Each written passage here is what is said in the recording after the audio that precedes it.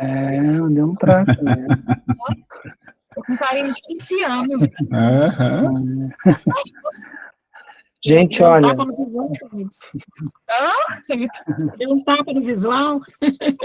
A gente precisa de vez em quando. Amigos, a gente começou a gravar. Eu queria pedir a vocês, né, o aceite em relação, então, a essa nossa gravação. Tá tudo bem para todo mundo? Certinho? Beleza. Certinho. De acordo, Certinho. Thiago. Ok. Muito bem. Não apareceu que tá gravando, não, viu? Tá gravando aqui. Para mim apareceu, Sandra. O botãozinho no alto à esquerda.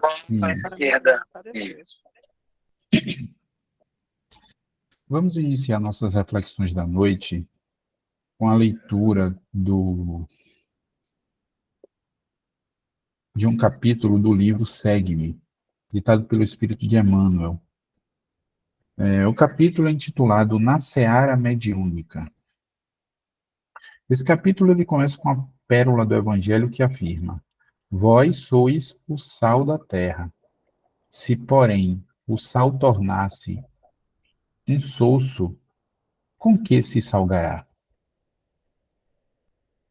Emmanuel nos diz: todo médium trazido à seara espírita cristã para fins determinados está obedecendo de maneira indireta aos desígnios dos mensageiros de Jesus, que conferem recursos e oportunidades de trabalho a cada um, conforme as suas aptidões e necessidades. Situado entre os irmãos encarnados que lhe pedem amparo e os benfeitores desencarnados que lhe esperam a colaboração, é razoável pergunte cada medianeiro a si próprio na esfera dos serviços consagrados ao bem. Um operário fiel ao dever ou um amigo desprevenido de responsabilidade que aparece na oficina apenas de quando em quando, com evidente menosprezo dos compromissos assumidos? Uma fonte de paciência ou um espinheiro de irritação? Um engenho pronto para entrar em atividade ou um aparelho destrambelhado, habitualmente reclamando o conserto? Um colaborador das boas obras ou um agente pessimista, congelando as energias do grupo? Observem que nesse texto aqui que a gente está lendo, o Emmanuel está convidando, né, especialmente aos médiuns, que façam essa reflexão e se pergunte se está mais tendendo para um lado ou para o outro. E Emmanuel continua: um instrumento do bem ou um canal para influenciar menores felizes?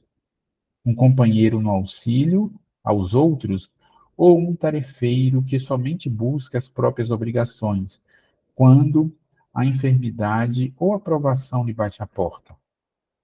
Um tronco para esteio firme dos irmãos que passam cansados e sofredores nos caminhos da vida, ou sensitiva que fecha em melindres ao toque da primeira contrariedade? Uma alavanca de apoio ou uma escora sem qualquer resistência? E Emmanuel conclui dizendo: pergunte o médio a si mesmo o que representa ele na equipe de ação, que foi chamado a integrar e reconhecer facilmente o que tem sido e o que pode ser à frente do próximo, a fim de que os talentos mediúnicos, por empréstimo do Senhor, não lhe brilhem na vida em vão. A seara mediúnica. A palavra é sua, Tiago. Ok, amigos. Alguém gostaria de fazer a nossa prece inicial? Alguém inspirado? Alguém teve uma semana suave? Eu faço, apesar de não ter tido uma semana suave. Tá bom, pode ser, querido, vai lá.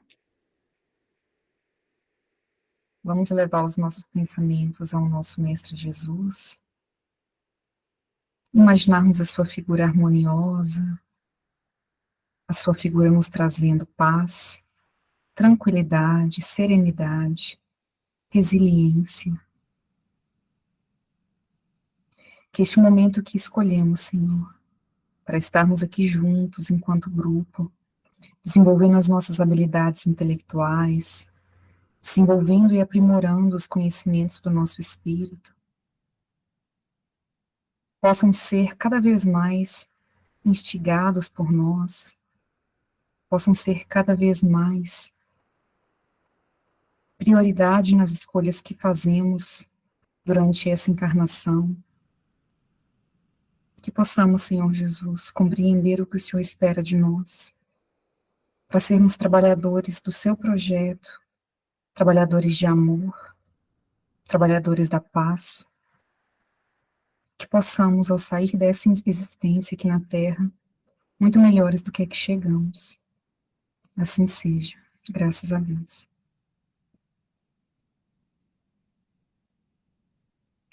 Muito bem, amigos. A gente está aqui mais uma sexta-feira, dando prosseguimento a essa obra importantíssima para compreendermos, na perspectiva espírita, uma proposta metodológica de compreensão, de manejo, né, relacionada à mediunidade, que não é um tema exclusivo espírita, mas que temos aqui uma metodologia, uma proposta muito clara e específica, que é organizada e como é proposta por Kardec. Então, dando prosseguimento, nós estamos, vou pegar aqui só para, indo para a segunda parte, terceiro capítulo, das manifestações inteligentes.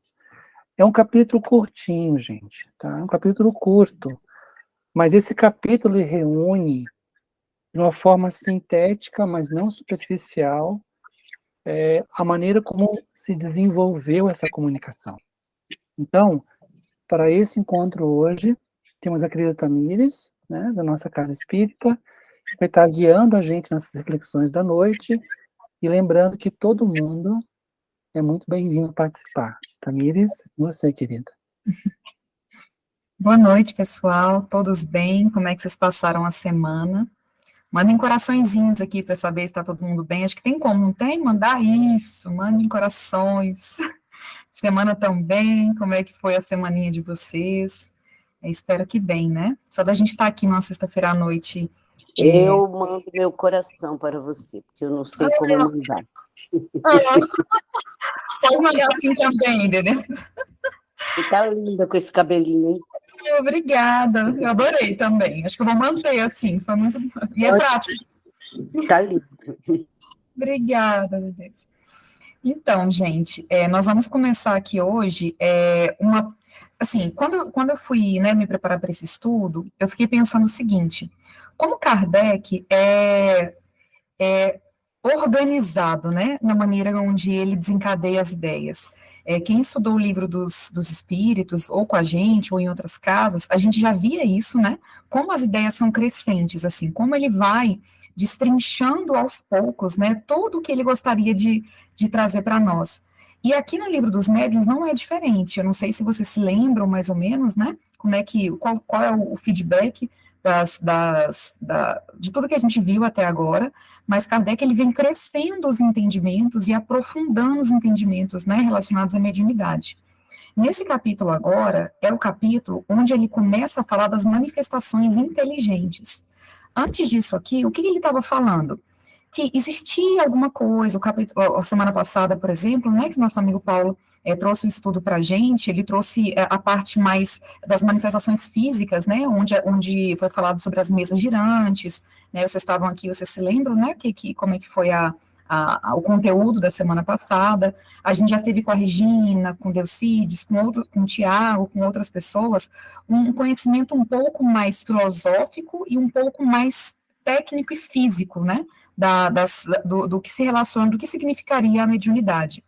Nesse capítulo agora, Kardec dá um pontapé muito importante no Livro dos Médiuns, que é onde ele começa a falar da inteligência. O que é que move, né, essa mesa? O que é que acontece nessas coisas desconhecidas? Porque vocês imaginam, gente, eu fico me colocando, né, naquele momento ali, talvez alguns de nós estivéssemos lá, né, não sabemos, mas assim, imagina aquela época, era uma época onde o conhecimento científico, o conhecimento da física, das ciências, estava começando a se desenvolver de maneira mais séria dentro da sociedade, né? Dentro da sociologia, dentro da física, da química, da ideia da matemática.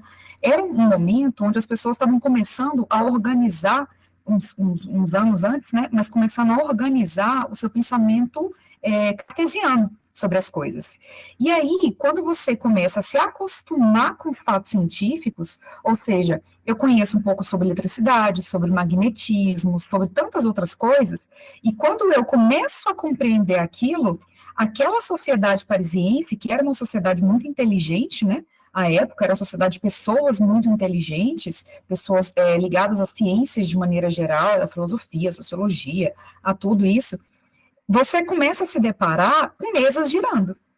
Então, você imagina né, como foi complexo para as pessoas naquela época se depararem com uma coisa tão diferente, tão fora do que realmente o conhecimento estava sendo construído.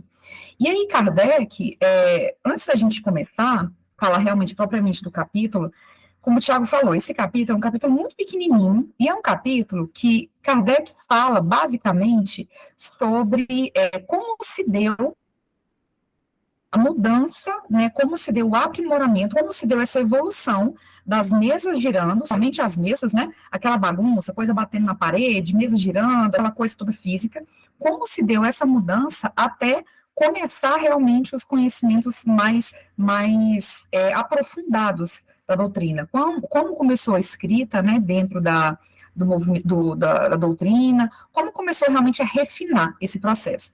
Mas, se a gente fosse apegar nesse capítulo somente a isso, somente essa parte técnica, que a gente vai ver também, mas eu acho que dá tempo da gente, né, abraçar tudo que eu gostaria de trazer aqui, se a gente se ligar somente a isso, eu acho que a gente perde um conhecimento muito interessante, por isso que eu trouxe algumas outras coisinhas para a gente pensar, conforme a gente foi estudando, a gente vai fazendo um paralelo com outras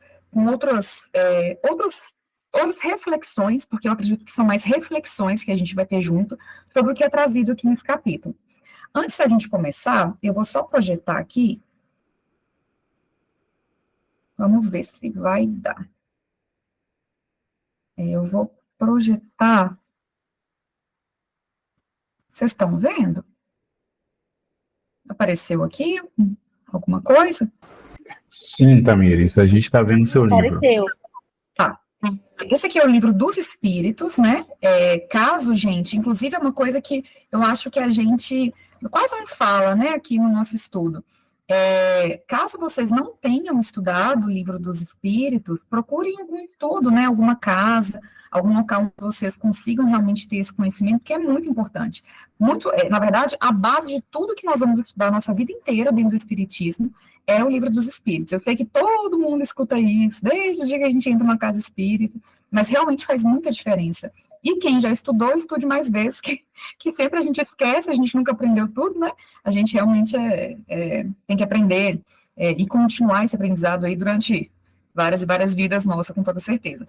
Mas é o seguinte, antes disso, eu gostaria que a gente só lembrasse o que é um princípio inteligente, né? Porque antes quando a gente vai estudar alguma coisa, quando a gente vai pesquisar sobre algo, eu acho que fica muito mais simples da gente compreender o que está sendo falado ali, quando a gente entende o que Kardec gostaria de ter trazido, né? Qual era a intenção dele em trazer para a gente esse capítulo. E antes da gente começar, eu gostaria que a gente só nos lembrasse o que está no Livro dos Espíritos, né, que é a questão 23, e Kardec pergunta para os espíritos, o que é o espírito? E o que os espíritos respondem para ele? O princípio inteligente do universo. Ou seja, quando Kardec traz o capítulo dentro do Livro dos Médiuns de manifestações inteligentes, a que Kardec está se relacionando? As manifestações de espíritos. Porque se o espírito é a manifestação inteligente, é o princípio inteligente, as manifestações inteligentes necessitam de um espírito para que aquilo ali aconteça. Pode falar, Tiago. Só lembrando que nós espíritas temos a chamada ontologia espírita, que nada mais é que é o estudo dos entes que compõem o que a gente conhece. A ontologia espírita, então, trabalha com 3 entes que constituem tudo que a gente conhece: Deus, espírito e matéria. Então, tudo que existe, essa camisa, este fio, a voz, o vento, a inteligência, tudo que existe no universo está relacionado a essa tríade, né? Então, aqui a Tamires está trazendo uma coisa muito importante, que é um dos elementos da tríade, que é o espírito, o princípio inteligente. Exatamente, é o princípio inteligente. E aqui, ele diz mais o que ali na frente? Ele diz, na questão 24, ele pergunta, é o espírito sinônimo de inteligência? E os espíritos respondem, a inteligência é um atributo essencial do espírito. Uma e outro, porém, se confundem num princípio comum, de sorte para que vós são a mesma coisa. Então, o que Kardec está dizendo aqui? O que os espíritos estão dizendo aqui? Que o princípio inteligente, ele é um dos atributos do espírito, eles se confundem. Nós, enquanto espíritos inteligentes, nós nos confundimos, né? Nós somos um só, basicamente, lógico.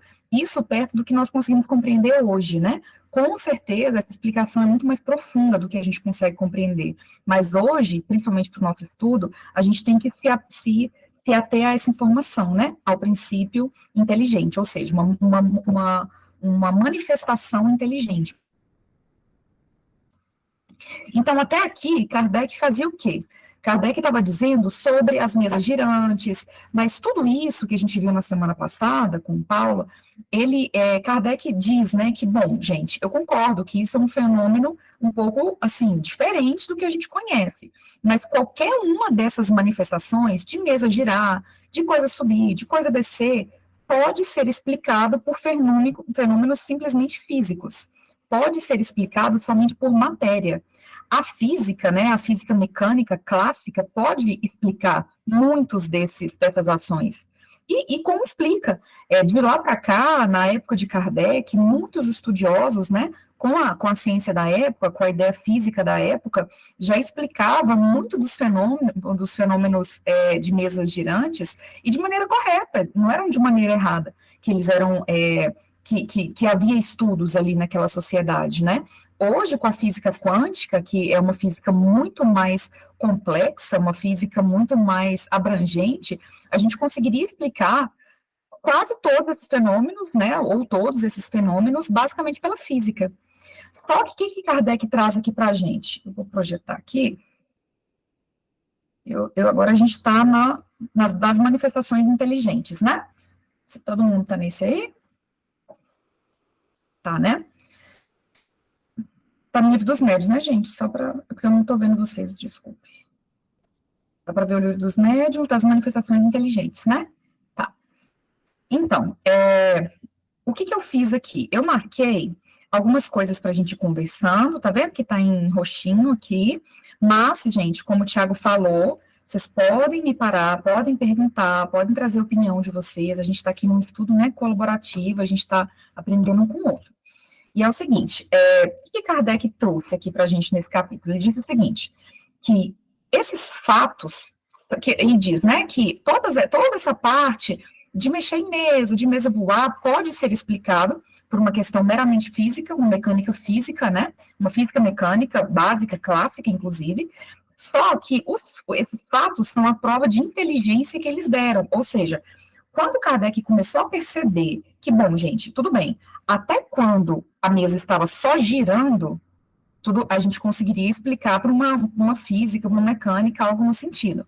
Mas quando a mesa começou, que na época era a mesa utilizada, né? Quando a mesa começou a trazer respostas onde havia uma solicitação de uma pessoa, ele começou a ser estranho. Falou, peraí, então isso já não pode ser explicado por uma física comum, pela física, pela química, por uma coisa material. Porque a mesa respondia a perguntas às pessoas. Ela balançava, às vezes, você estava aqui e falava assim, Mesa, eu gostaria que você balançasse para provar que você está aqui. Ela balançava. A partir do momento que você pede aquilo ali e ela te dá um retorno, Kardec começou a achar estranho. E foi daí que começou o estudo, o estudo começou a ficar mais aprofundado. E ele diz o seguinte, que estes fatos são as provas de inteligência que eles deram. Ora, como todo efeito inteligente há de, por força, derivar de uma causa inteligente, ficou evidenciado que, mesmo admitindo-se em tais casos a intervenção da eletricidade ou de qualquer outro fluido, outra causa a essa se achava associada. Olha que interessante que Kardec traz aqui. Todo efeito inteligente há de se pôr por força derivar de uma causa inteligente. O que o Tiago disse aqui no começo do nosso estudo? Que nós temos uma tríade, né? Deus, Espírito e matéria. Tudo que é feito, tudo que é oriundo de uma manifestação inteligente, é necessário do quê? De uma força inteligente. Então, quando Kardec, isso é uma coisa que a gente vê muito, né? A gente vê isso na física, a gente vê isso na química, a gente vê isso dentro do espiritismo, desde que a gente iniciou no espiritismo. Bom, a manifestação inteligente precisa de uma origem inteligente. Isso é uma coisa na natureza. E aí, quando ele pergunta, né, aqui no texto, qual era ela? O que movia essa inteligência? Qual era a inteligência? Foi que o surgimento das observações mostrou. Ou seja, Kardec começou a se intrigar e começou a fazer experimentações no sentido de, bom, sabemos que há aqui uma manifestação inteligente porque está respondendo a um pedido, a uma dúvida inteligente. E de onde que é essa manifestação? E aí ele diz aqui, ó, para uma manifestação ser inteligente, indispensável não é que seja eloquente, espirituosa ou sábia. Basta que prove ser um ato livre e voluntário, exprimindo uma intenção ou respondendo a um pensamento. Quando a gente volta aqui no livro dos espíritos, ele diz o quê? O que é o espírito? O princípio inteligente do universo. Todos os espíritos do universo são espíritos inteligentes no sentido de eloquentes, de sábios, de conhecedores da verdade? O que vocês acham? Todos os espíritos da Terra são seres eloquentes, seres espirituosos, seres sábios? Vocês acham que sim, que não? Não, até porque a gente sabe que tem escala evolutiva, né? Exatamente. Então, para ver essa manifestação, precisa de um espírito sábio, inteligente, um espírito aprofundado? Não. Basta que ele seja um espírito, porque o espírito é o princípio inteligente do universo. E por que isso é muito importante? Primeiro, pela questão realmente do conhecimento, né, que a gente vai desenvolver aqui. Pode falar, Tiago. Não, querida, termina teu raciocínio, depois eu falo, vai lá. Tá, vai ser um pouco longo, vocês esperem então. Tá. Por que isso é uma coisa extremamente importante? E aí que é onde a gente vai começar a detalhar, a pensar, né, um pouco sobre isso. Bom, se a gente sabe que para haver uma manifestação mediúnica não é necessário que o espírito seja um espírito evoluído, nós podemos crer que 100% das manifestações mediúnicas são manifestações sérias? De maneira nenhuma, né? Não. E nós temos uma tendência, e aí a gente tem que observar, de levar todo o nosso conhecimento, né, tudo que a gente acredita para o fantasioso. Isso é uma coisa do ser humano. Nós acabamos levando a questão da mediunidade e nós acabamos entendendo todo o processo mediúnico como uma coisa muito fantasiosa. E muitas das vezes, o que nós fazemos? Nós nos apegamos aos fenômenos mediúnicos com o intuito com a intenção, né, e com o intuito de trazer respostas para a nossa vida com base exclusivamente no que os espíritos estão dizendo. E qual é a segurança que eu tenho para entender que realmente aquele espírito ali está me trazendo algo que seja positivo? E aí, nós vamos ler um texto, rapidinho, é muito pequeno, viu, gente?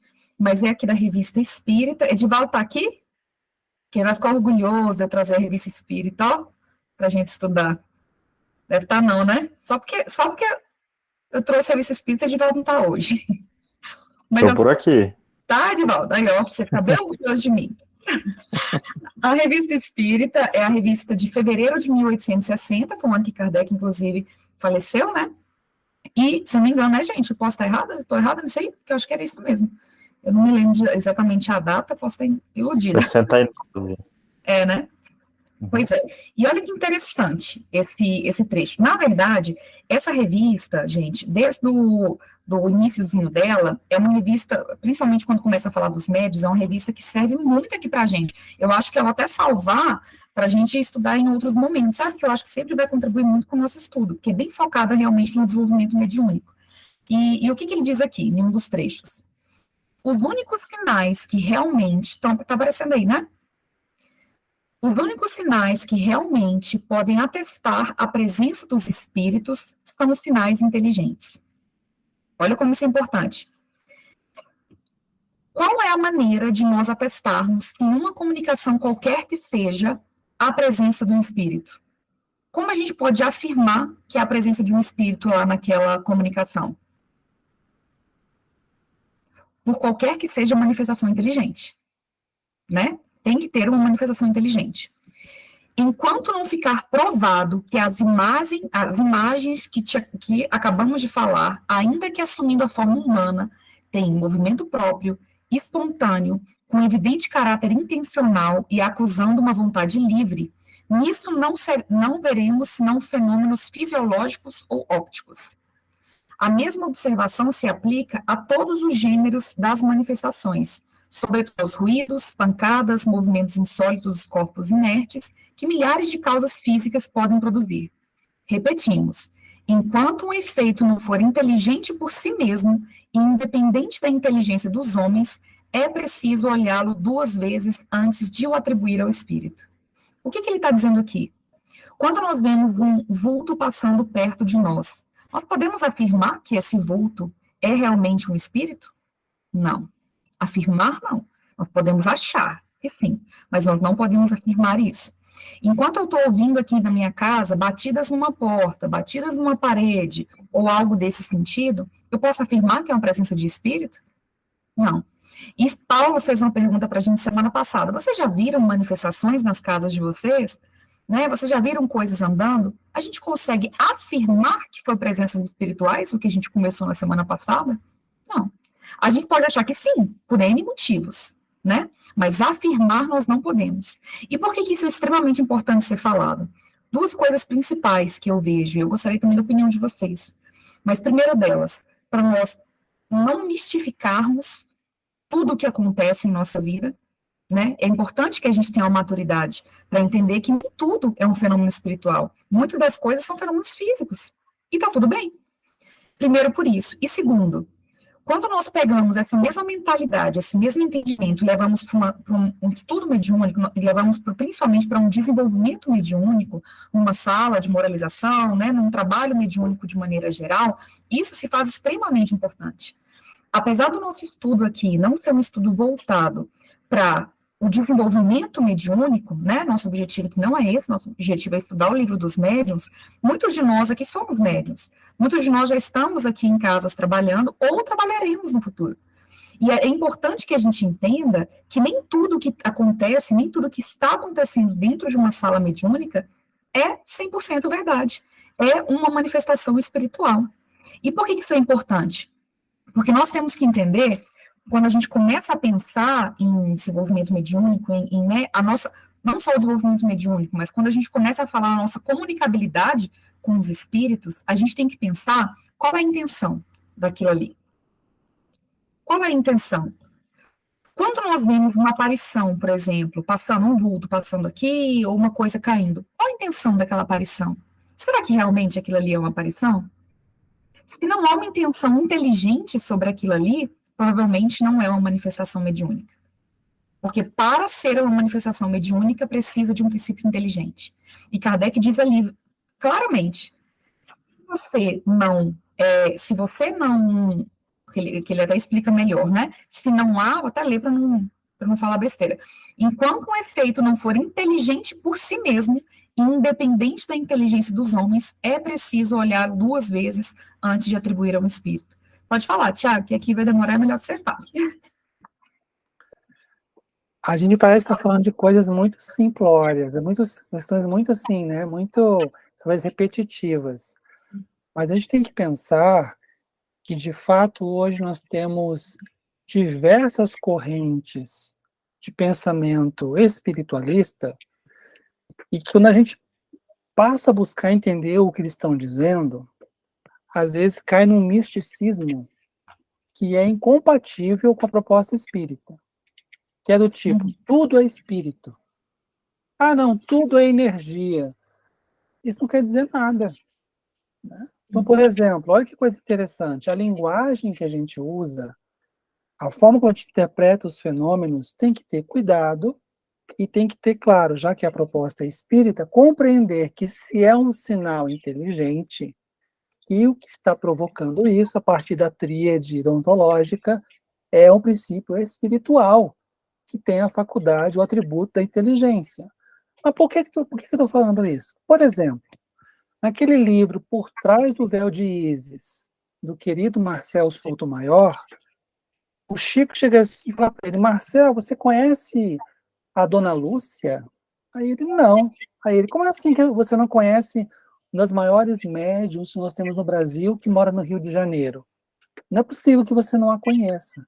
E quando nós vamos ver como é a mediunidade dessa mulher, que é uma mediunidade fantástica, consoladora, ela reúne num salão centenas e centenas de pessoas ansiosas pelo contato espiritual. Mas sabe qual é a linguagem que a Dona Lúcia usa? Pessoal, espere que estou sentindo aqui uma energia me falar. O fenômeno é verdadeiro.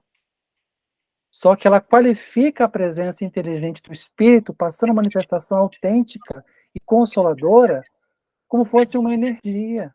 É uma energia. Só que, para nós, que buscamos compreender como é o fenômeno, a palavra energia significa uma porta, uma cadeira, significa uma árvore, significa um passarinho, significa o meu cabelo. Então, tudo na vida, materialmente, é energia, né? Tá dando eco aí. Então, quando nós estamos trabalhando conceitos, com todo esse cuidado, é que a gente possa pensar de fato que, quando a nossa leitura do mundo dos fenômenos, ela possa de fato abrigar aquilo que Kardec e a proposta espírita nos traz. E para trazer o que a Tamires, só para finalizar, né? Tamires fala assim: temos que ter muito cuidado para não atribuir tudo aos espíritos. Espiritizar tudo. Muito cuidado com isso. Porque, às vezes, o fenômeno não é espiritual. É um fenômeno físico não compreendido. É um em nós que somos espíritos, um fenômeno psíquico anímico. É a minha alma se manifestando.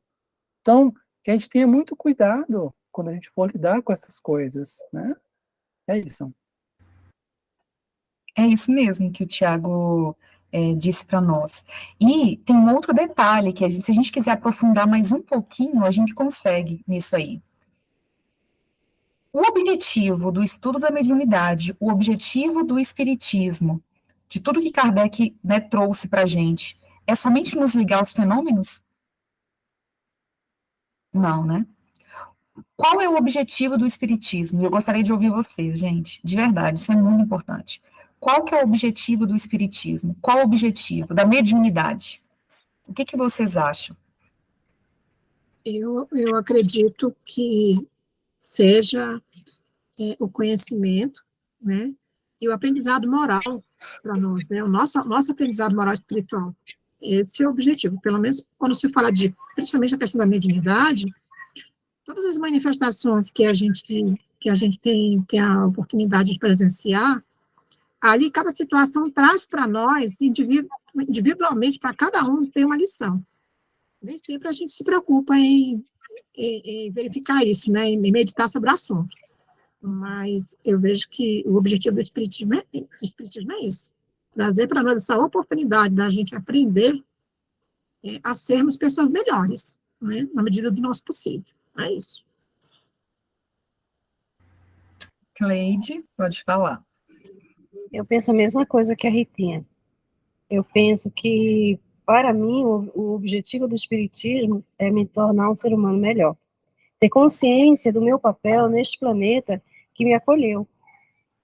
E, assim, essa consciência dói, que às vezes a gente não quer deixar os maus hábitos, mas é necessária a dor para a gente poder evoluir. E quanto à mediunidade, a mediunidade também. A mediunidade, para mim, é um aprendizado muito difícil, de disciplina muito grande, e de um abrir mão que eu estou aprendendo a abrir. Porque, para mim, todo o espiritismo, toda a doutrina espírita é assim, é ensinar como você fazer caridade àquele que te acompanha nessa jornada. E a mediunidade, para mim, é isso. Sandra? Para mim, além de tudo que falou aí, né, eu acho que a mediunidade é para a gente ajudar os espíritos, os desencarnados. Porque como que seriam os desencarnados se não houvesse a mediunidade?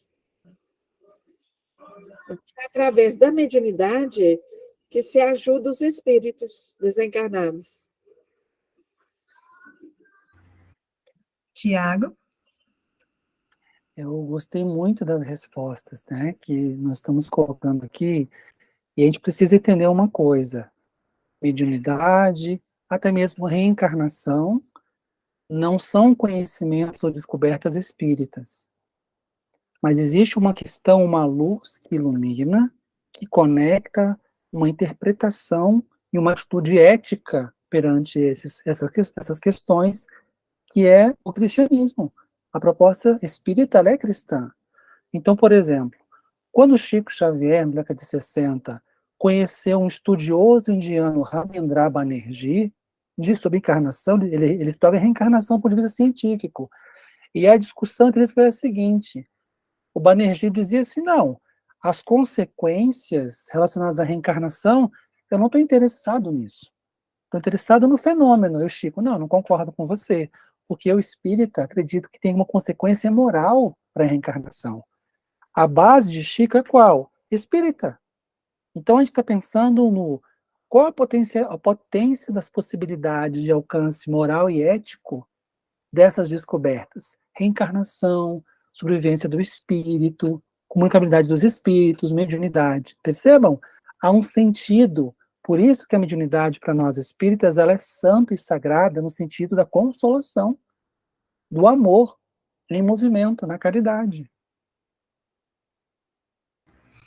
A Nilma disse o seguinte no chat: penso que seja nos colocar em condições de perceber essa inteligência que está além dos nossos 5 sentidos e aprender com tudo que nos cerca. Eu acho que casa muito com o que o Tiago, né, trouxe para a gente aqui. O Espiritismo, ele veio explicar os fenômenos espíritas, apesar de não ser exclusividade nossa. A mediunidade não começou com o Espiritismo, a mediunidade existe desde que o mundo é mundo. Desde que, né, estamos aqui na Terra enquanto seres inteligentes, ela existe, só que ela foi organizada, né, ela foi, desculpa, gente, minha cachorrinha tá latindo ali, não sei se atrapalha vocês, peraí.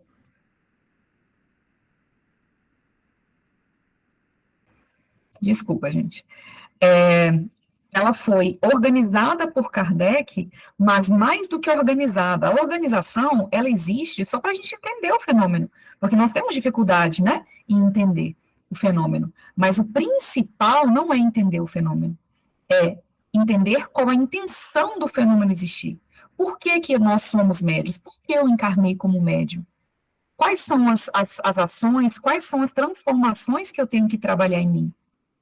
Se a gente não se apega a isso, a gente cai no erro que a gente estava falando ali atrás, de atribuir tudo ao fenômeno espiritual, tudo é espírita, e nós perdemos o principal da doutrina, que é o aprimoramento moral, que é realmente o nosso melhoramento, e o melhoramento dos espíritos que estão com a gente também, né? Porque a gente sabe que estamos juntos o tempo inteiro, eles estão nos observando, eles estão andando conosco. Nós não conseguimos controlar os espíritos, gente, eles são livres. É uma ilusão a gente achar que, não, se eu souber o que é o fenômeno mediúnico, eu vou conseguir controlar a ação desse espírito sobre mim. Eu não controlo a ação dele, ele é um espírito livre. O que eu controlo é as minhas atitudes, as minhas ações e as minhas escolhas. E no caso de uma obsessão, por exemplo, que a gente vai estudar isso bem mais lá para frente, mas no caso de uma possível obsessão, eu não vou controlar o espírito se aproximar de mim, ele é livre.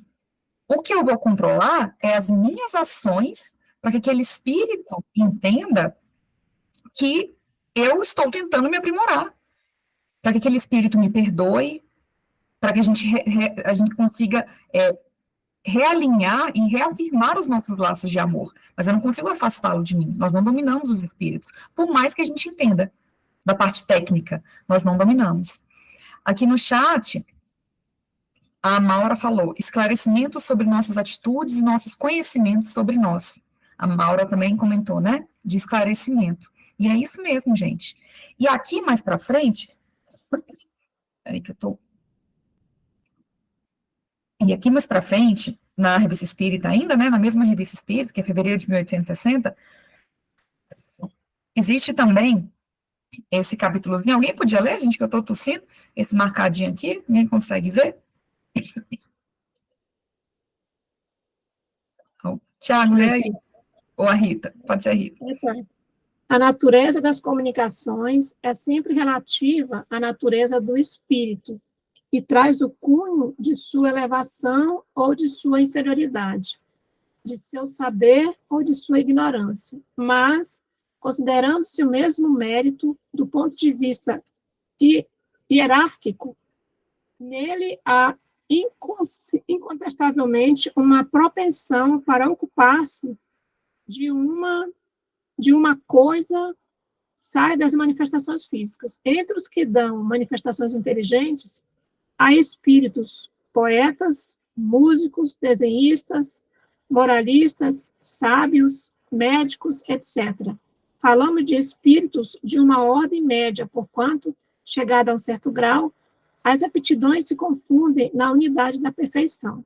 Mas, ao lado da aptidão do espírito, há também a do médio, que para o primeiro é um instrumento mais ou menos cômodo, mais ou menos flexível e no qual descobre qualidades particulares que não podemos apreciar. O que esse texto aqui traz para a gente? São duas informações, né, diferentes, assim, que se complementam. Que ele diz o seguinte, que as comunicações dos espíritos são relativas à natureza da sua elevação. Então, quando nós vemos um vulto só passando atrás da gente, nós damos susto, pregando peça. Quando nós vemos dentro de uma sala mediúnica, por exemplo, um espírito que só gosta de ficar fazendo batuque numa mesa, ou um espírito que, para ele só quer ficar assustando as pessoas que estão ali trabalhando, você vê claramente que esse espírito não é um espírito de uma elevação, né? De uma elevação, na verdade, né? Para a gente resumir, porque a gente não consegue categorizar esse espírito. Mas isto nos faz ter a responsabilidade sobre as coisas que a gente acredita enquanto médiuns, enquanto espíritas, para fazer exatamente o que o Tiago disse, o que o Tiago, né, comentou ali com a gente, que a gente consiga entender as manifestações espíritas, mas mais do que isso, compreender a intenção delas para o nosso aprimoramento moral. Por que elas existem? E uma segunda informação muito importante, que isso aqui a gente pode conversar muito sobre isso, né, só vou comentar, mas para a gente dar andamento no nosso estudo, ele diz o seguinte, que enquanto somos espíritos médiums, os espíritos, eles são espíritos especialistas em algo. Então, quando há um médico, por exemplo, está numa sala mediúnica e há um espírito ali, um médico, que trabalha somente com curas. Enquanto ele for um espírito médium, isso acontecerá. A partir do momento que ele for um espírito mais elevado, que for um espírito, né, já de uma égide muito maior do que a gente, praticamente todas, ou todas, que ele diz aqui, todas as aptidões serão atreladas a esse espírito, até porque ele reencarnou muitas e muitas e muitas vezes, e ele aprendeu sobre tudo que é necessário ser aprendido. Mas isso aí é uma coisa que a gente pode ver, né, mais para frente, só para complementar o capítulo. Vamos dar aqui, então, andamento, e aí a gente vai conversando mais. Gente, eu quero que todo mundo participe, tá bom? E aí, o que Kardec continua aqui, né? Para uma manifestação, esse aqui já é o livro dos médiuns, quem estiver acompanhando. Para uma manifestação ser inteligente, indispensável não é que seja eloquente, espirituosa ou sábia, Basta que faça alguma coisa, né? Que promova um ato. E aí ele fala o seguinte aqui, que o que se deu com a mesa, que é o que ele vai começar a... Oh, meu Deus, gente, minha cachorrinha tá hoje. Lu, Não está atrapalhando não, querida, tá tranquilo. tá de rosna aqui, não tá dando para escutar, não. Tá tranquilo. Tá brava, que meu vizinho tá ali, minha filha. Olha lá, tá vendo? O vizinho tá fazendo uma bagunça lá em cima, ela fica brava, fica latindo. Qualquer coisa, vocês me avisam, tá? Você pega ela aqui e bota ela no colo. Vocês não conhecem ela ainda, né? Pituquinha? Depois eu apresento para vocês. Eu não tenho um pessoal aqui que já conhece ela de outros estudos, né? Então, vamos continuar. E aí, seguindo, Kardec diz o seguinte, né? Peraí, deixa eu abrir o livro dos médiuns. Tá. E aí, né, como a gente estava dizendo, Kardec, né, foi as batucadas e tudo mais, daqui a pouco ele viu esse efeito começar a responder a uma determinada inteligência, né? Então, esse movimento obedeceu pedidos. Mova-se para a direita, mova-se para a esquerda. Começou essa mesa, que seria, né, uma coisa somente material, começou a desenvolver atividades inteligentes. E aí ele diz o seguinte aqui, que é bem interessante. Ele fala o seguinte... assim é que, sem mudar de lugar, a mesa se erguia alternadamente sobre o pé que lhe indicava, depois caía, batia com um determinado número de pancadas. Outras vezes, sem o contato da pessoa alguma, passeava sozinha pelo aposento.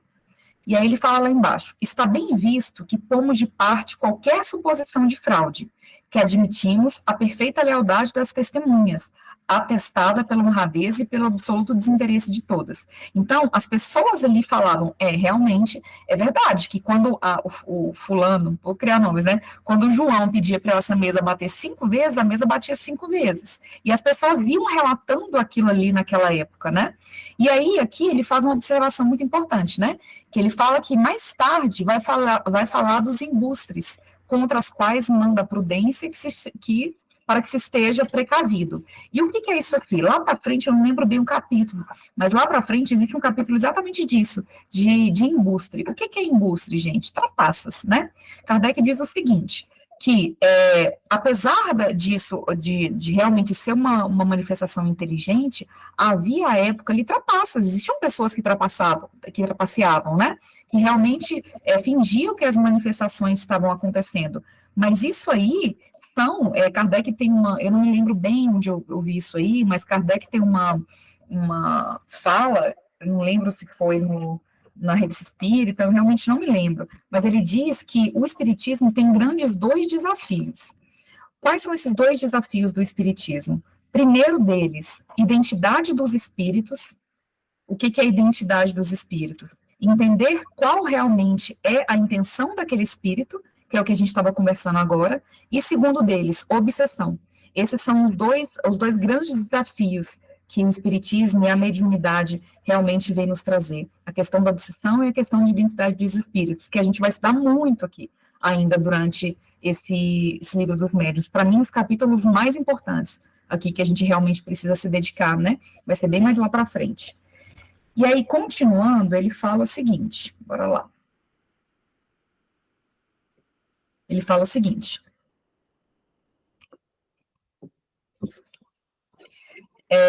que quando foi observado, né, essa movimentação, algumas outras coisas saíam do convencional. Enquanto eram só batidas, era fácil de você explicar pela ciência, mas começava a existir alguns rufos de tambor, alguns barulhos de fuzilaria de descarga, que é o que ele coloca aqui, né, de um pelotão, existia o ranger de serra, golpes de martelo, ritmos de diferentes áreas, músicas, tudo isso acontecia. E aí, você se pergunta, bom, uma mesa é capaz de fazer qualquer um desses sons? Não, a gente sabe que não. Então, haveria ali atrás uma manifestação inteligente, que executava aquele som, né, que executava aquela manifestação. Com isso, ele verificou que realmente existia alguma coisa inteligente. E aí ele diz mais para frente aqui. E aí, quando ele começou a observar, olha como é interessante isso, gente, eu fico pensando na mente de Kardec, né? Como ele realmente ele era um científico, para tentar realmente entender tudo o que estava acontecendo. Quando ele começou a identificar que existiam essas manifestações, rufo de tambor, música nas mesas, tudo isso acontecendo, ele pensou em fazer perguntas para as mesas, né, com respostas sim ou não, ou seja, você é espírito? Um para sim, uma batida para sim, duas batidas para não. Estou aqui supondo, né, gente? Trazendo ideias, assim, mas a gente não sabe exatamente as perguntas que ele fez. Só que ele observou que isso era muito insignificante. Se o fenômeno ele era inteligente, era muito pouco ainda a gente só ter respostas de sim, não, sabe? Respostas muito secas. E aí o que ele começou a pensar? A desenvolver essa comunicação para uma coisa mais proveitosa, para que realmente conseguisse extrair daquela comunicação o objetivo daquela comunicação, que é a manifestação inteligente. Não era necessário só para Kardec, enquanto codificador da doutrina espírita, só falar que existiam espíritos. Ele queria saber o que aqueles espíritos pensavam, o que aqueles espíritos estavam falando. E com isso começou o desenvolvimento que a gente, né, que foi aprimorado durante um tempo, mas começou-se, então, o desenvolvimento das respostas desses espíritos, né? Começou a instigar Kardec a desenvolver outros mecanismos, não só Kardec, mas a sociedade espírita daquele momento, que não era só Kardec que estava nessas reuniões, né? Kardec estava em muitas delas, mas muitas manifestações aconteciam sem a presença dele. E eles iam desenvolvendo também técnicas para conseguir aprimorar o que estava sendo dito ali naquelas manifestações. E aí, o que Kardec começou a fazer? Ele começou primeiramente, acho que eu vou conseguir mostrar para vocês aqui, só um minutinho. Eu acho que eu vou ter que... Está aparecendo ainda a minha tela de... Do livro dos médiuns. Tá, então eu vou ter que interromper. Eu procurei, fucei na internet, gente, para achar isso aqui para a gente. Porque não é muito fácil, sabe? Com certeza não está muito bom, mas não está ruim também, não. Deixa eu ver. Só um minutinho.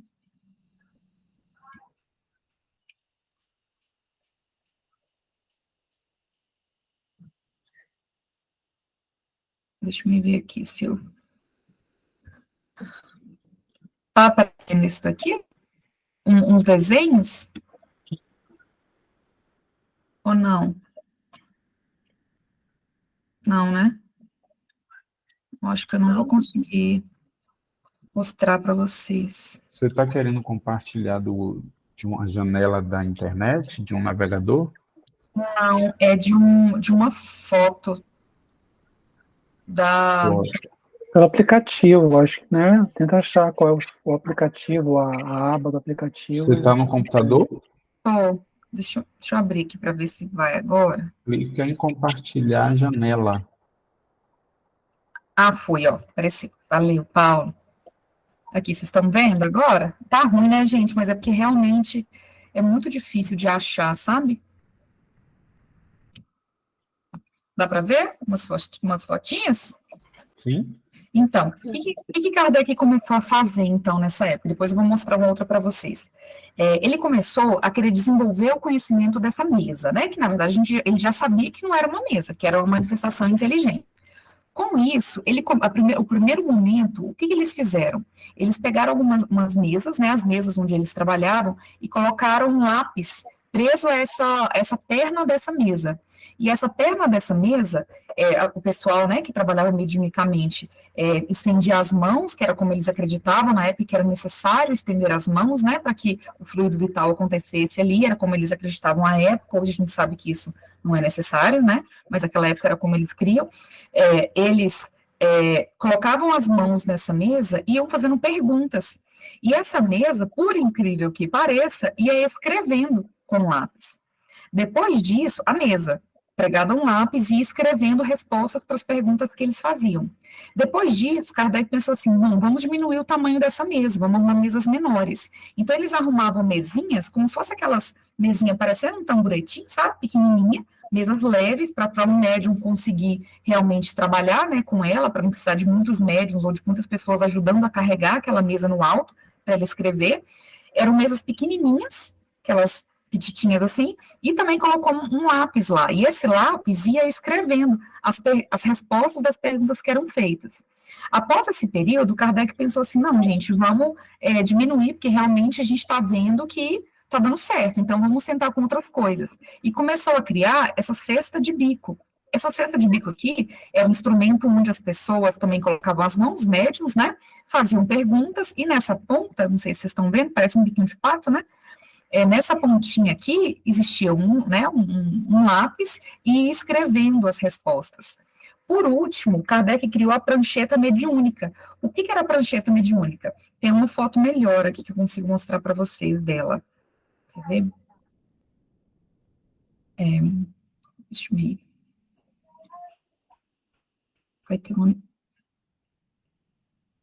Peraí. Tem uma foto interessante aqui da prancheta mediúnica. Tá bom. Eu não gosto não, vó. Não gosto de tocar assim, vou ter que botar negócio nela. Rita, querida, teu áudio está aberto, querida. Desculpa. Aqui. Kardec depois desenvolveu, junto ao pessoal da época, né, essas pranchetas mediúnicas, vocês estão vendo? Aí agora, parece uma pranchetinha, né, onde os médiuns colocavam a mão em cima, vocês estão vendo tranquilo? Eles colocavam a mão em cima e ali, né, eram respondidas as questões perguntadas. Após essa prática, vamos lá, vamos continuar. Após essa prática, Kardec pensou o seguinte, bom, vamos começar então a desenvolver, só um minuto aqui, deixa eu voltar para a tela, para eu projetar.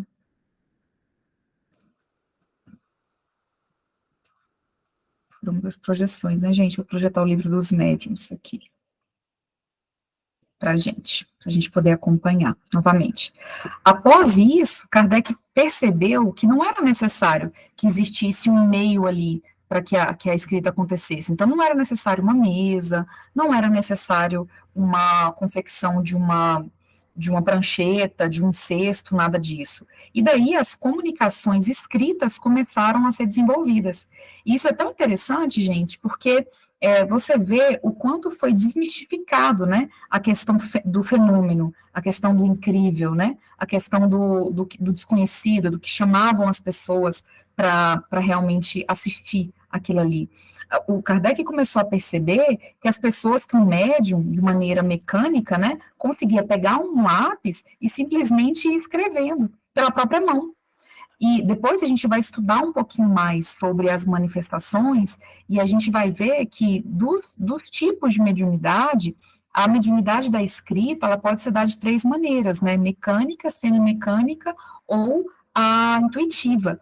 E aquela época de Kardec, principalmente, a escrita, ela era uma escrita mecânica, né, onde o espírito chegava até o médium e ele conseguia ir escrevendo de maneira bem automática, entre aspas, apesar da gente saber que a influência, sim, né, do espírito, a gente vai estudar isso mais para frente, do espírito encarnado, há influência ali na escrita, mas a mecânica, ela é uma escrita muito mais, muito menos intuitiva mesmo, né? E é interessante que a gente começa a observar, e Kardec começa a observar aqui, o que ele diz o seguinte. Vamos lá. Gente, vocês estão muito caladinhos hoje, vocês não estão, não? Estou achando. Vocês estão com sono?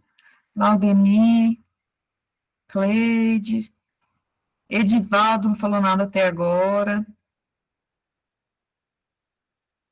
Paulo, Cléo também. Cléo até agora não abriu o bico, Cléo.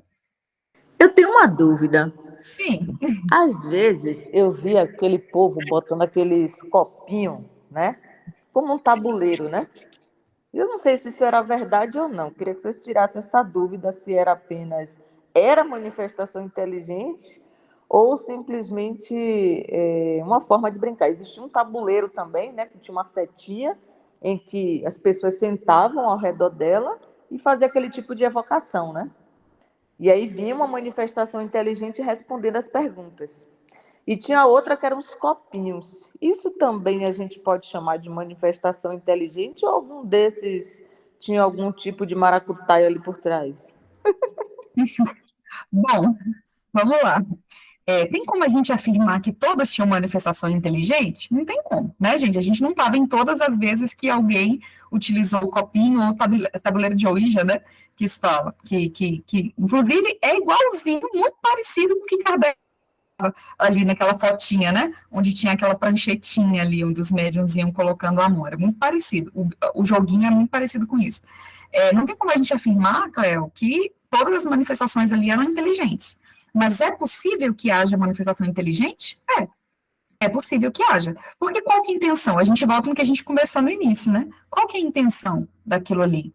A gente não sabe se existe algum médium ofensivo que estava fazendo aquela brincadeira, onde aquele médium, né, chamava algum espírito, provavelmente um espírito brincalhão, porque um espírito sério, né, um espírito realmente ocupado em desenvolver um trabalho, ocupado com o trabalho do Cristo, com certeza não ia se disponibilizar a ficar respondendo perguntas, né, frívolas. E a gente vai estudar um pouco mais sobre a identidade do espírito lá na frente. Mas que pode ter acontecido muitas das vezes um fenômeno espiritual, pode ter sim um fenômeno inteligente. Os espíritos brincalhões, como Kardec disse ali bem no início, é muito inteligente, né? Ele fala o seguinte, que espíritos batedores, né, gente, o nome da revista Espírita que a gente vê agora, espíritos batedores, espíritos brincalhões, provavelmente vão continuar fazendo essa mesma atividade. Então, eles se ocupam dessas pequenas gracinhas, né, sem realmente uma intenção genuína. E aí, a gente volta no que a gente conversou lá. Um espírito desse, que chegava e ficava respondendo perguntas frívolas, é um espírito inteligente? Porque ele é um espírito, e um espírito necessariamente é o princípio inteligente do universo. Mas quer dizer que ele é um espírito sábio, evoluído? Aí não. Aí a gente já pode, né, começar a pensar sobre isso de maneira mais criteriosa. Então a gente pode dizer que, baseado nesses espíritos que tinham esse tempo, né, de fazer esse tipo de manifestação, hoje, com tanto livro, tanta revista, tanta informação na internet, né, de vários espíritos, muitos, né, muita comunicação, muita informação mediúnica, qual o critério para poder a gente saber se o que está se falando, né, realmente é verdade? Por exemplo, recentemente, na FEEGO, agora, que teve na Federação Espírita de Goiás, no Carnaval, teve um congresso e lá teve alguns tipos de apresentações referente a ferramentas mediúnicas, né? Que estão se usando agora em detrimento de, tipo, você não precisa mais de um médium para ter uma comunicação espírita, mas você tem um instrumento, um software. Foi apresentado um software, foi apresentado uma plataforma como se fosse um rádio, foi apresentado fotografias, e assim, quando a gente vai questionar o pessoal da FEB fica meio sem querer informar, e eu acho que também ninguém é dono da verdade, e ao mesmo tempo a gente sabe que Chico naquela época dizia que muita coisa iria mudar e muita manifestação iria vir, mas eu acho que tudo a gente tem que observar com cautela, né, Tamires?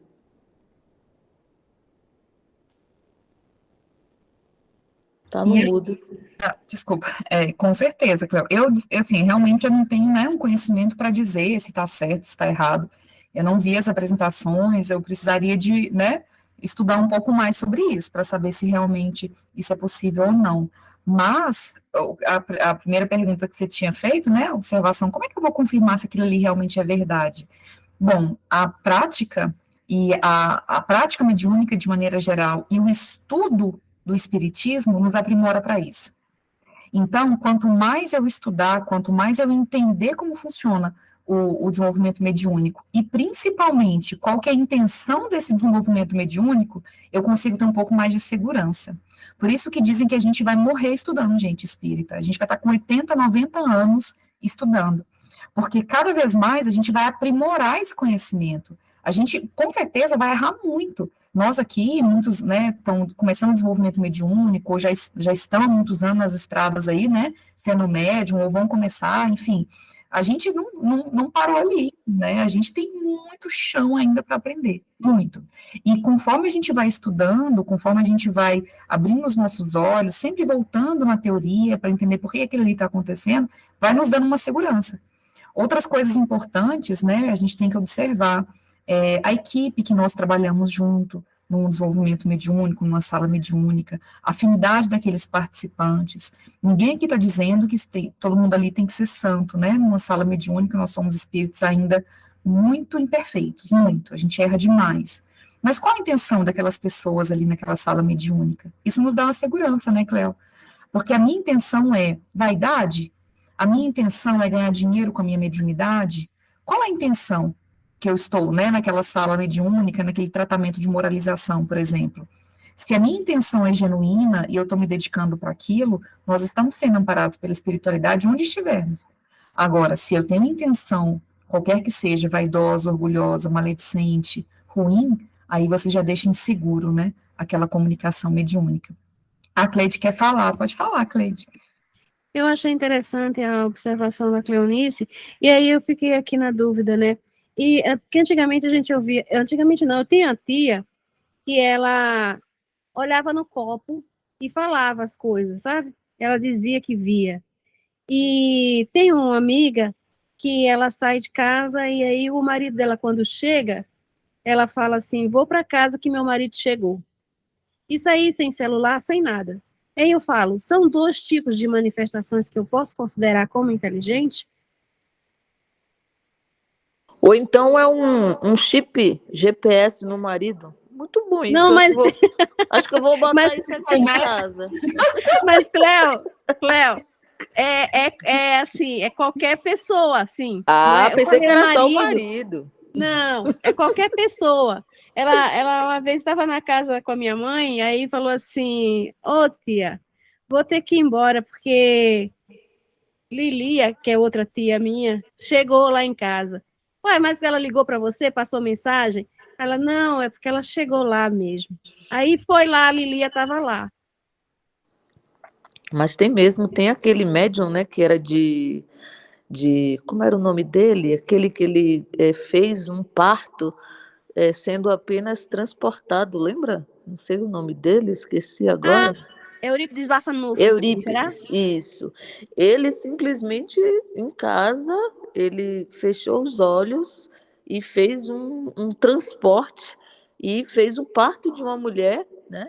E as pessoas foram correndo buscar ele. Naquele tempo não tinha carro, ele tinha que ir de cavalo, a mulher estava tendo um parto, o marido saiu correndo. Quando chegou lá, ele estava lá, ele dizendo: nossa, minha mulher vai morrer, você precisa fazer o parto, pode voltar para casa que eu já fiz o parto dela. Ou seja, ele fez apenas um transporte, né? Então, tem essa mediunidade, né, Tamires, de você poder visualizar alguma coisa. Tem gente que consegue prever, né, o futuro em algumas coisas, né? Eu atendi uma vez, fiz um atendimento fraterno de uma mulher que ela disse, né, que se preocupava muito, porque ela previa algumas coisas no futuro. Inclusive, ela foi falar para a vizinha dela que o filho dela ia ser preso. E a vizinha só faltou bater nela, né? Quando ela saiu da casa da vizinha, chegou a polícia, levou preso e, assim, toda vez que ela denunciava, falava algo que ia acontecer, as pessoas caíam de pau nela, porque sempre era algo ruim, né? Uma vez ela disse assim, ela viu o número da loto e disse: não vou mais contar ninguém porque as pessoas não acreditam. E o número deu e a família dela ficou muito zangada com isso, né? Porque isso que era para ela falar, ela não falou. Mas o menino que ia ser preso, né? O filho dela ia cair em um local e ela antecipadamente correu na frente para o filho não cair num buraco, né? Então, assim, ela disse assim: quando eu devo falar para as pessoas o que vai acontecer, quando eu devo me calar, né? E aí eu disse para ela, né, que a mediunidade que ela tinha era muito importante, mas que cabia ali um pouco de discernimento, né? Para que a gente não saísse falando tudo, porque as pessoas não estão acostumadas com isso, né? E se as coisas vão acontecer, né, a gente também não pode impedir, mas o que a gente pode impedir, né, e que não vá fazer mal ao outro, né, que a gente possa fazer também com cautela, não fazendo alarde, né? Então, acho que até hoje essa senhora ela tem essa dificuldade e tem esse problema que ela carrega com ela, né? tem uma outra coisa importante da gente observar sobre isso aí. Necessariamente isso é um fenômeno mediúnico? Não. Pode ser simplesmente emancipação da alma. Se a gente for lá no Livro dos Espíritos, né, onde fala sobre emancipação da alma, aí a gente tem que, né, detalhar mais isso, hoje não vai dar tempo da gente entrar, mas eu aconselho, eu estava até procurando, quando aquela estava falando, eu estava procurando aqui qual que é os itens, né, é a partir, são dois itens que eu acho que a gente pode aprimorar, a pluralidade das existências e a emancipação da alma, que é, quer ver, deixa eu ver, que fala sobre o pensamento. É o capítulo 8 do Livro dos Espíritos. Vale a pena a gente dar uma olhadinha nele, porque lá ele trata de sonho, dos sonos, das visitas espíritas entre pessoas vivas. Não sei se vocês lembram que a gente estudou isso no semestre passado. A transmissão oculta de pensamento, letargia, catalepsia, mortes aparentes, sonambulismo, dupla vista, tudo isso tem lá no Livro dos Espíritos. Vale a pena demais dar uma olhadinha.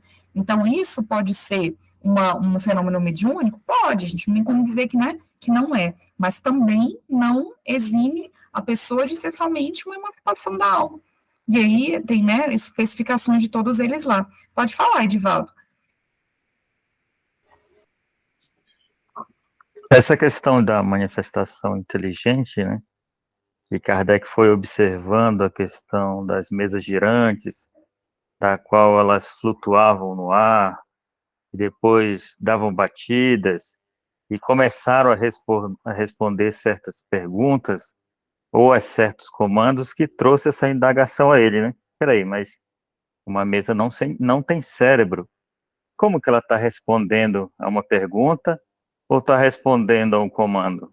Aí que ele chegou a esse ponto de pensar que, bom, existe uma inteligência além dessa mesa. Quem que é essa inteligência? Que no caso ele chegou ao espírito, né? É o espírito que responde através da movimentação de uma mesa. Como ele exerce influência sobre essa mesa? Isso vai ser respondido nos próximos estudos, né? A gente pode debater mais sobre isso. Essa questão de observar, como foi a Cleide, né, que eu acho que falou da moça que observava num copo e ela via certas coisas, certas pessoas. Eu também tive uma amiga, ela já desencarnou, e ela olhava também num copo e conseguia ver pessoas, né? A pessoa está assim no local tal e descrevia. Isso também foi observado por Kardec, tem textos na revista, acho que se eu não estou enganada, Mediunidade no Copo d'Água. Eu não lembro muito bem o título, mas Kardec estudou sobre esses casos, né? Ele escreveu alguns artigos falando sobre isso. Aí entra muito nessa questão que você falou, Tamir, né? Na potencialidade da própria alma, né? Porque para o Espiritismo, para Kardec, o que seria uma intervenção mediúnica, né? Teria que ter a participação, digamos assim, de uma terceira pessoa, né? Então, essa questão do sonambulismo, né? A própria pessoa entra nesse estado sonambúlico, ela tem que dormir, é o caso do Eurípides Bassanufo aí que trouxeram como exemplo, né? Para ele aparecer em outro local, ele tem que entrar em um estado de sonolência no corpo físico.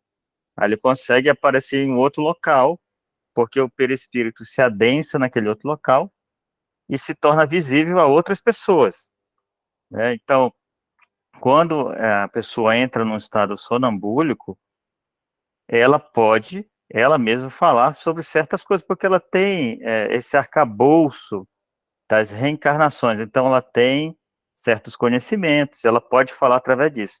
Mas quando ela fala assim, ó, o fulano de tal, que está aqui do meu lado, está falando que é isso, isso, isso. Aí é o que o Kardec chamou de um sonambulismo mediúnico, né, porque teve a intervenção de uma terceira pessoa, né? Então tem essa questão da potencialidade do próprio espírito, e pode ter a intervenção de um outro espírito, né, que no caso, de uma terceira pessoa, né? Então, esse é um efeito inteligente? Sim, se é uma resposta inteligente para um indagamento, ou para para um pedido, digamos assim, é uma intervenção inteligente, com certeza, né? Quer falar, Obrigada, Tiago? pessoal. Falar rapidinho, muitas vezes é difícil, muito bem trazido pelo Edivaldo, não tem como saber o que está acontecendo. Então, por exemplo, lá na época de Mesmer, virado século XVIII para XIX, magnetismo, perceber que algumas pessoas magnetizadas começavam a ter uma lucidez. E aí, para uma perspectiva espírita, se está falando de alguma coisa que ele não conhece, fora do comum, tente acreditar que é um espírito, fora, um terceiro. Só que não. Pode ser a alma, né, vivida, uma lucidez consciencial acessando arquivos anteriores. Então, não tem como saber. Então, aí a questão, só para compartilhar com vocês, a ideia de um copo, uma xícara com borra de café, eu já fiz, né, a caneta, né? Quem fazia da caneta? Eu fazia da caneta. E eu lembro de experiências na adolescência que isso aqui funcionava. Vinha resposta. E lembro de um caso, que eu não participei, mas o colega relatou, que um dado momento, e entenda, gente, isso aqui é apenas um veículo. A cestinha, a mesinha, a caneta, o copo, a borra de café, são apenas instrumentos para a possibilidade da manifestação, às vezes perceptual, de alguém que é médium, né? Ou para a comunicação física dos espíritos. Então, eu lembro, olha essa situação. O colega falou assim, nós éramos crianças e começamos a brincar com isso.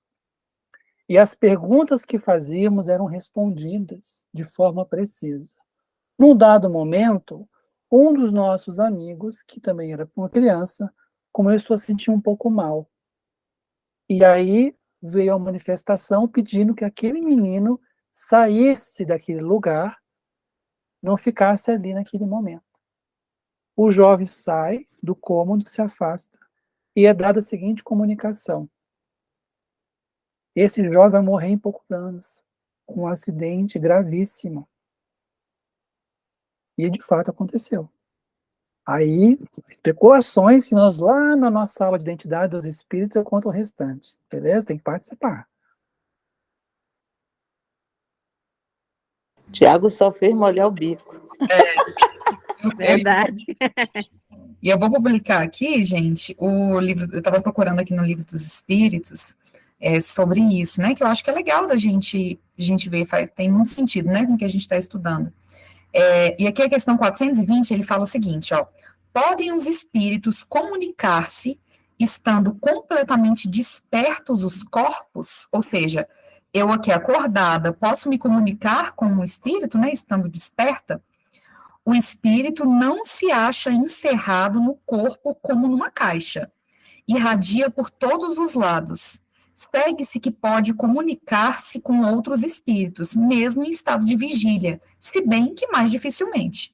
Olha que interessante, né? Que ele fala. Então, é possível que a gente tenha essas comunicações enquanto despertos, né? Enquanto acordados aqui. É possível. Assim, é que a gente está comentando aqui. Não tem como a gente dizer. Sabe que minha bichinha tá querendo brincar, né, gente? Aí agora ela tá com um brinquedinho querendo brincar. Mas não tem como tudo que a gente disse aqui afirmar que é possível ou não é possível. O que a gente tem é somente que entender que é possível que seja feito, né? Pode falar, Tiago. Só um pequeno comentário, né? Acho que foi a Cleide que trouxe a história, né, da senhora, da mulher que conseguia distante, preciso voltar para casa, né? O que é interessante nesse processo é porque, será que tem um espírito constantemente ali dizendo para ela, olha, agora tua mãe chegou em casa, agora tua tia está lá. Me parece um pouco não razoável. O que eu tento acreditar é que, na verdade, a capacidade anímica da alma dela de chegar a essa informação. Perceba que não tem intermediação de espírito, é o espírito dela que consegue ter acesso a essa informação. Entende? Então, é um fenômeno anímico, não é um fenômeno espírita no sentido de mediúnico, mas pode ser, mas me parece mais algo vinculado a uma condição anímica da alma dela, de perceber, né? Ou emancipação, como a Tamires falou, né? Sim. Vai saber, né? Sim. O espírito consegue ver longe também, quando ele entra nesse estado de emancipação, né? Sim. Às vezes não precisa estar lá no local, ele consegue ver. Claro que depende tudo do que ele adquiriu com o decorrer das reencarnações, né? É isso mesmo, gente. Então, ó, o nosso conteúdo em si, ele terminou. Só que, assim, quando a gente organizou aqui o estudo, existe uma parte, é o último capítulo aí do Livro dos Médiuns, que são as dissertações espíritas. As dissertações espíritas são trechos, né, onde houve comunicabilidade dos espíritos, e Kardec condensou tudo, né, nesse capítulo. Algumas comunicações são comunicações sérias, que é o que a gente vai ler agora, mas a gente também tem algumas comunicações frívolas, que a gente vai estudar mais, acho que lá para o ano que vem. E aí, o que foi a nossa ideia? A gente pegou algumas dessas, todas elas, na verdade, para a gente estudar todo o livro dos médiuns, não deixar sobrando, né, esse capítulo, porque tudo tem um motivo de aprendizado. A gente organizou essas dissertações para que cada estudo a gente traga uma dessas dissertações. A de hoje é essa dissertação número 2. Eu queria que o Tiago lesse, por gentileza, que eu tô meio rouca, senão vou começar a tossir. Se você quiser ir parando, viu? Pode ser parando, se você quiser, e falando sobre isso. Tá. Vamos lá. O próprio Cristo preside aos trabalhos de toda sorte, que se acham em via de execução, para vos abrirem a era de renovação e de aperfeiçoamento, que os vossos guias espirituais vos predizem. Se com efeito, afora as manifestações espíritas, lançardes os olhos sobre os acontecimentos contemporâneos, reconhecereis sem hesitação os sinais precursores que vos provarão de maneira irrefragável serem chegados os tempos preditos. Olha uma pausa aqui, um pequeno comentário. Percebo que, assim, até agora, eu posso estar errado, né? É interessante isso, né? Mas percebo que o que está escrevendo aqui não tem nada de bombástico, não está prevendo nada, tal data, tal acontecimento, tal lugar. Tem uma lógica dizendo, né, um encadeamento de acontecimentos gerais, contemporâneos, né, em que vocês vão reconhecer justamente esses sinais precursores de são chegados dos tempos. Certo? Posso continuar? Estabelecem-se comunicações entre todos os povos, derribadas as barreiras materiais, os obstáculos morais que lhes opõem a união, os preconceitos políticos e religiosos rapidamente se apagarão, e o reinado da fraternidade se implantará, afinal, de forma sólida e durável. Vou fazer uma pausa aqui, olha que interessante. Está dizendo que vai chegar um momento, e nós estamos, naquela época, estava sendo aperfeiçoado, de fato, as formas de comunicação, né, mas a noção de tempo para o espírito que escreve, mas rapidamente se apagarão os preconceitos políticos e religiosos. Nós estamos 150 anos depois, com situações gravíssimas. Então, ao lermos o rapidamente, a gente tem que ter uma noção de uma temporalidade que não é uma temporalidade que a gente compreenda apenas em 1, 2, 3 existências, né? Pelo menos essa leitura que eu faço. Observai que já os próprios soberanos, impelidos por invisível mão, tomam coisa para vós inaudita, a iniciativa das reformas. E as reformas, quando partem de cima, espontaneamente, são muito mais rápidas e duráveis do que as que partem de baixo e são arrancadas pela força. Aqui me parece, né, não sei se vocês concordam, a ideia de que certos planejamentos de intervenção, e penso em reencarnação de espíritos orientados para reformas que sejam duráveis, do ponto de vista civilizatório, das leis que regulam a vida, elas vão se manter pela própria lei do progresso. Mas aquelas que são, né, permeáveis pelas nossas paixões, pelos dramas humanos, que violentam as leis da vida, né, elas a seu tempo vão ser arrancadas pela força. Eu pressentira, malgrado os prejuízos de infância e de educação, malgrado o culto da lembrança à época atual. Sou feliz por isso, e mais feliz ainda por vos vir dizer, irmãos, coragem, trabalhai por vós e pelo futuro dos vossos. Trabalhai, sobretudo, para vos melhorardes pessoalmente, e gozarei, na vossa primeira existência, de uma aventura de que tão difícil vos é fazer ideia, quanto a mim vou-lo fazer compreender. Não sei, parece uma mensagem genuína, não tem caráter bombástico, tem caráter consolador, tem caráter educativo, tem caráter orientador, certo? Então, me parece uma mensagem de esperança. O que vocês acham? O que vocês acham, gente? Por que é importante isso? Só para vocês entenderem. Kardec vem trazendo nas dissertações espíritas comunicações de espíritos que realmente aconteceram à época. E nós, quando a gente vai estudando aqui a mediunidade, a gente tem que entender qual que é a intenção, né, das comunicações. O tempo inteiro, gente, a gente vai estudar esse livro inteiro pensando na mesma coisa. Qual que é a intenção? E observe o que o Tiago disse, vocês concordam com ele? Da leveza, né, de não trazer nada bombástico, de trazer consolação, carinho. O que vocês observaram dessa comunicação? Estão muito caladinhos. Eu acho que espírito superior, ele nunca vai trazer mensagens bombásticas, né? Até porque a intenção dele não é desorganizar nem desarmonizar. Então, toda vez que você vê uma mensagem bombástica, né, fiscaliza, né, um pouco essa mensagem, né? Porque tirar a paz, tirar o ânimo, não é de espírito superior, né? E trazer tragédias, como por exemplo, às vezes a gente vê até mensagens na internet, né, dizendo que os espíritos não estão conseguindo como é que chama? Nos harmonizar, porque, né, tá tudo muito bagunçado, tá tudo muito... Então, quando você vê uma mensagem dessa, a gente tem que sim se preocupar e tem que ficar em alerta, né? Sim. Rita?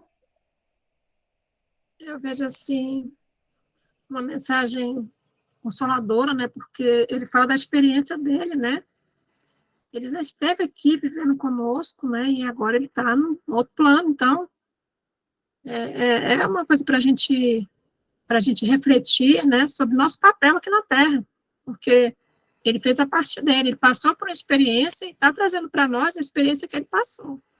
Então, a gente que está aqui do outro lado, né, que a gente tem quantas vezes, tantas dificuldades, até mesmo com relação, quando se fala de mediunidade, a mediunidade, ela traz muitas portas, e como a gente vê, eu falo por mim mesmo, porque no início, quando a gente não compreende, a gente vê aquilo apenas como um motivo de sofrimento e de dor, e não é assim, né? Então, ele está trazendo essa mensagem de consoladora, que eu vejo como uma mensagem muito consoladora, de alerta também, né, para a gente procurar fazer a nossa parte, né, quando ele fala, né, trabalhar, sobretudo, por vós, melhorar pessoalmente, e gozareis na vossa primeira existência de uma aventura que é tão difícil vos é fazer ideia, quer dizer, que a gente nem tem ideia de que aventura é essa, né, então, achei muito legal. É isso. Vou dar minha opinião sobre isso. Aqui, gente, não existe uma resposta, né, certa, errada. Realmente, Kardec trouxe para a gente conversar sobre isso. Quando a gente começar a falar sobre as frívolas que ele separa, que nesse capítulo mais para frente, que a gente deve ver só o ano que vem, aí sim, são comunicações enganosas, né? Mas nesse caso aqui, como eu vejo, não estou dizendo que é certo ou errado, viu? Mas como eu vejo. Dá para afirmar, não, antes disso, existem 3 tipos de comunicações principais, de maneira muito resumida, dentro de um desenvolvimento mediúnico. Comunicações vindas de espíritos superiores, né, os seus mentores espirituais da casa, algo nesse sentido, nossos anjos da guarda. As comunicações frívolas, que são de espíritos enganadores, onde realmente ele está se fazendo passar ali por um espírito, né, bom, ou um espírito familiar, enfim, ele está te enganando. E o terceiro, comunicações de espíritos, que aí é uma comunicação genuína, não necessariamente oriunda de um espírito de luz, mas ela é verdadeira. O espírito realmente, no caso de Chateaubriand, disse, né, essa pequena carta, né, escreveu realmente essa pequena carta. Para mim, quer dizer que ele é um espírito de luz? Eu não consigo afirmar isso. Mas ele trouxe uma mensagem consoladora, uma mensagem que nos abraça? Sim, trouxe, né, uma mensagem calma, tranquila. A gente pode realmente sentir aqui o interesse dele em dizer o que ele sentia, né, e como ele está sentindo agora sobre as coisas, e o que a gente tem que se apegar? A mensagem encaminhada, né, a mensagem de esperança, da gente acreditar no futuro, da gente ver que as coisas mudam, e isso é suficiente. Vocês entendem essas diferenças? Vocês entendem quanto isso modifica a nossa relação com o mundo espiritual, com os espíritos, de maneira geral? Pode falar, Rita.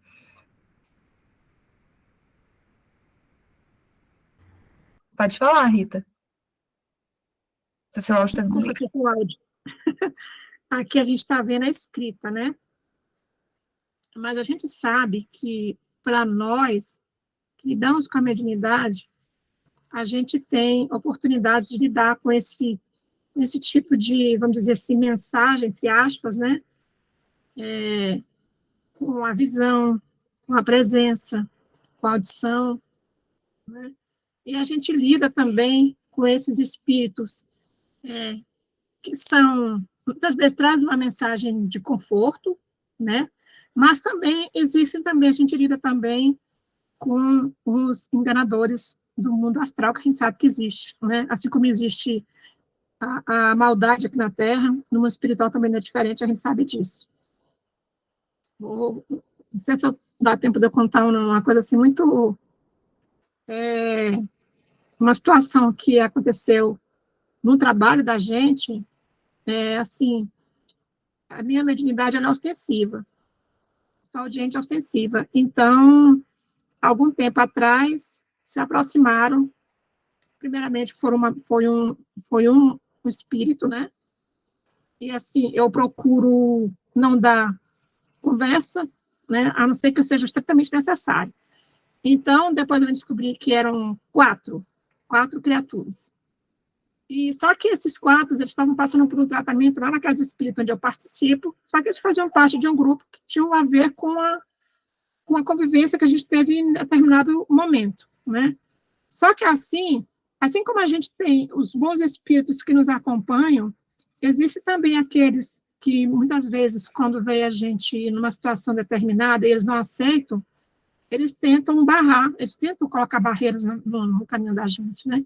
Então, assim, eu passei por uma situação dessa. Então, assim, só que foi um processo dentro dos atendimentos onde todos foram atendidos. À medida que um ia, um outro, depois o outro ia, o outro foi assim, no final das contas, os quatro foram atendidos e os quatro tomaram o seu rumo, cada um.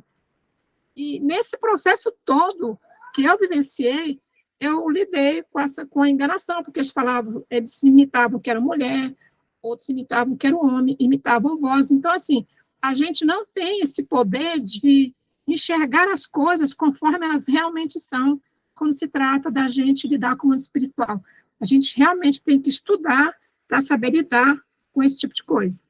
Porque se a gente não estuda, a gente acaba se deixando enganar e, às vezes, se deixando levar por obsessões que a gente não sabe o que vai dar. E eles traziam mensagens, Ritas, assim, confortadoras, ou não? Não, eles tinham um comportamento muito agressivo. Eles queriam porque queriam que eu escrevesse, né? Queriam que eu escrevesse, eu falava que não. Inclusive, eu falei com eles assim, que eu tinha uma programação que eu fiz com o meu protocolo espiritual, e qualquer coisa que eu tivesse que fazer nesse sentido, ele teria que pedir permissão para o meu mentor. Eu falei desse jeito, sabe? Aí ele ficou perguntando assim, como é que eu falo com o seu mentor? Aí eu falei para ele, olha, você tem um mentor com você tem que preocupar de ser eu não consigo chegar aqui. Falei, claro, você está tão ligado ao mundo material que você não consegue enxergar mesmo estando no mundo espiritual. Nesse caso aí ainda foi mais fácil, né, Rita? Porque pelo menos ele já se mostrava quem é, né? O problema é quando vem daquela mansuetude, né, Tamires? E depois começa a mostrar as garrinhas, né? Então, mas no começo foi assim, no começo foi assim. Tá. Teve uma casa que sofreu muito com isso, e eles começaram vindo na mansuetude, trazendo mensagens de paz, depois começou a dominar o grupo mediúnico, e depois começou a dizer o que eles tinham que fazer, começou a direcionar.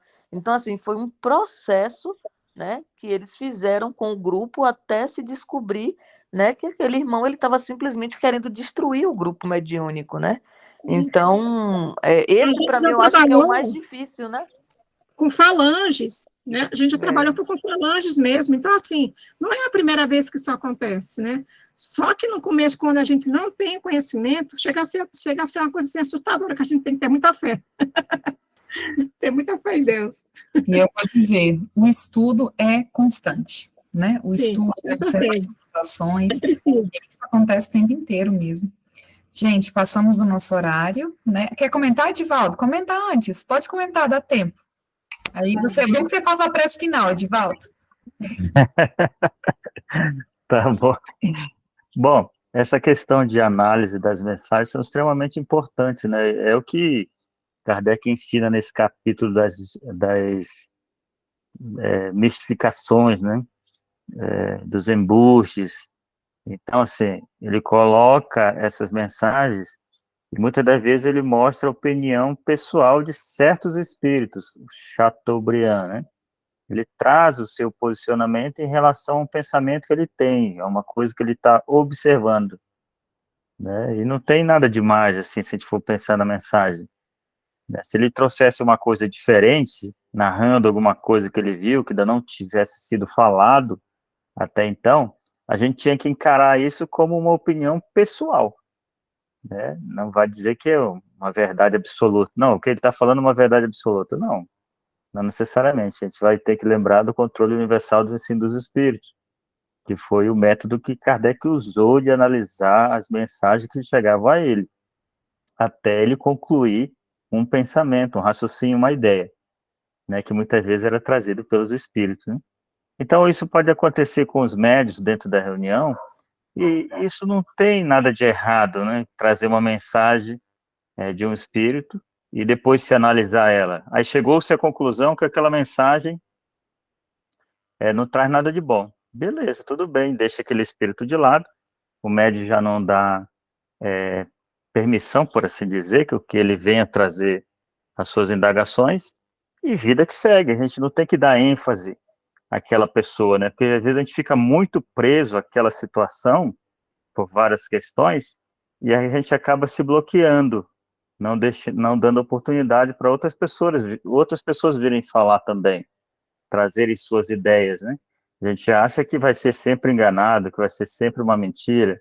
Não, não necessariamente vai ser assim, né? Tem muitas mensagens que vão ser muito boas, muitos pensamentos, muitas ideias que vão nos instruir também, né? Então a gente não pode deixar crescer demais esse medo exacerbado, sabe? Ficar com medo muito grande, né? A gente tem que analisar tudo, como nos ensina Kardec. Isso mesmo. Não faz sentido nós termos medo do que é natural, né? O quanto a comunicabilidade dos espíritos é natural, mas é uma coisa natural, né? A gente só precisa ter atenção, não medo, são coisas diferentes, né? Divaldo, se quiser finalizar com a prece. Tiago, quer falar alguma coisa? Então vamos, assim, aqueles que desejarem, fechar os olhos. E vamos agradecer a Deus, primeiramente, pela oportunidade desse estudo. E também agradeçamos aquele que foi o apóstolo do Cristo, da qual reconhecemos como Kardec, com muito esforço e com as companhias espirituais superiores, trouxe esse pensamento, este raciocínio, que faz com que todos nós possamos também pensar nessa vida futura, essa vida que é a nossa realidade, não é essa a qual nos encontramos agora. Mostra-nos também que com o esforço que fazemos por raciocinarmos em cima dessa doutrina que tanto nos consola e que nos mostra que podemos ser felizes a depender do esforço de cada um. Então, agradecemos a Kardec mais uma vez, aos espíritos superiores e a Deus. Agradecemos também ao nosso anjo guardião, que principalmente nesses momentos de estudo e reflexão, ele se encontra do nosso lado. Que teu amor e a tua misericórdia envolva todos nós. Que assim seja. Que assim seja. Muito lindo, obrigado. Muito especial. Obrigada, gente. Obrigada, gente. Obrigada pela Tchau, presença de todos. Obrigada. Boa Boa noite. noite gente. a todos. Foi Obrigada, muito Tamires. esclarecedor. Boa noite. Tchau, tchau, pessoal. Boa noite. Tchauzinho. Boa noite. Obrigada, Tati. Foi lindo, viu? Boa Obrigada. noite. Mandem corações, adoro os coraçõezinhos.